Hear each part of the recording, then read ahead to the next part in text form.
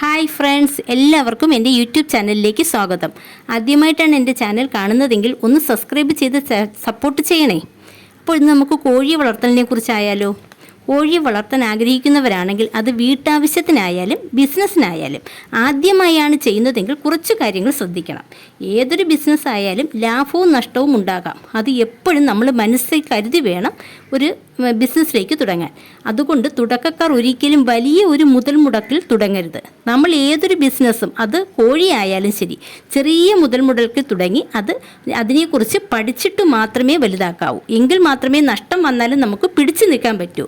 നിങ്ങൾ വീട്ടാവശ്യത്തിനാണ് കോഴിയെ വളർത്തുന്നതെങ്കിൽ നാടൻ കോഴിയോ ഗ്രാമശ്രീയോ കൈരളിയോ ഒക്കെ വാങ്ങാം. ഇവയെ നമുക്ക് അഴിച്ചുവിട്ടും കൂട്ടിലിട്ടും ഒക്കെ വളർത്താം. നമ്മുടെ വീട്ടിലെ ഭക്ഷണാവശിഷ്ടങ്ങളും കുറച്ച് കമ്പനി തീറ്റയും വാങ്ങി മാത്രം കൊടുത്താൽ മതി. ഇവയിൽ ചിലതൊക്കെ അടയിരിക്കുകയും ചെയ്യും.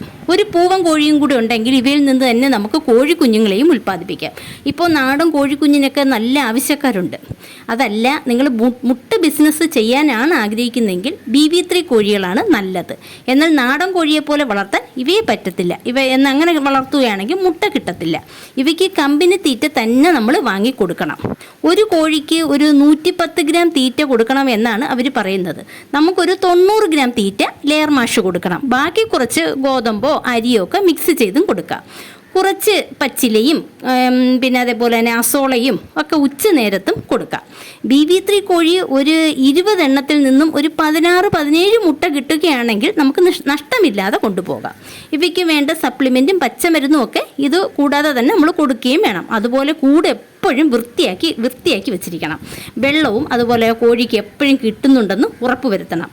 ആദ്യം ഒരു 10-20 കോഴിയെ മാത്രമേ വാങ്ങാവൂ. അത് വളർത്തി അതിനെ നോക്കിയിട്ട് മാത്രമേ കൂടുതൽ എണ്ണത്തിലേക്ക് പോകാവൂ.